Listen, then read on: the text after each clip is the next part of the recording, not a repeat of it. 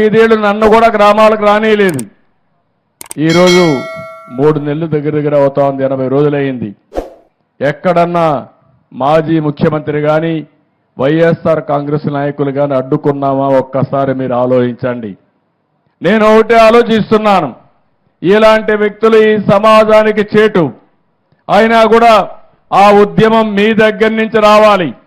మొన్న ఎన్నికల్లో నేను చూశాను, తెలుగుదేశం పార్టీ పెట్టి 42 సంవత్సరాలు అయింది కానీ మొట్టమొదటిసారిగా 93% గెలిపించి బ్రహ్మరథం పట్టింది. ఈ ప్రజానీకమే బ్రహ్మరథం పట్టారు.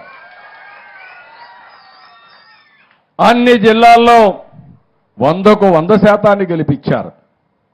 57% ఓట్లేశారు. అంటే అవతల పాలన ఎంత మీకు బాధ కలిగించిందో, ఎన్ని అసౌకర్యాలు కలిగించాయో అది ఒక ఉదాహరణ మాత్రమే. దరిద్రం మా తమ్ముడు చెప్పినట్టు బాధ కాదు, దరిద్రం రాష్ట్రానికి పట్టినటువంటి ఒక శని. తమ్ముళ్ళు ఒక విషయం గుర్తుపెట్టుకోవాలా మీరు, ఇప్పుడు కూడా భూతం ఉంది. ఆ భూతాన్ని పూర్తిగా భూస్థాపితం చేస్తే తప్ప ఈ రాష్ట్రానికి ఎవరు మళ్ళీ రారు. ఆ విషయం మీరు గుర్తుపెట్టుకోవాలి. మళ్ళీ అంటా ఉంది ఆ భూతం లేచి నేను వస్తానని. ఏం చేస్తారు?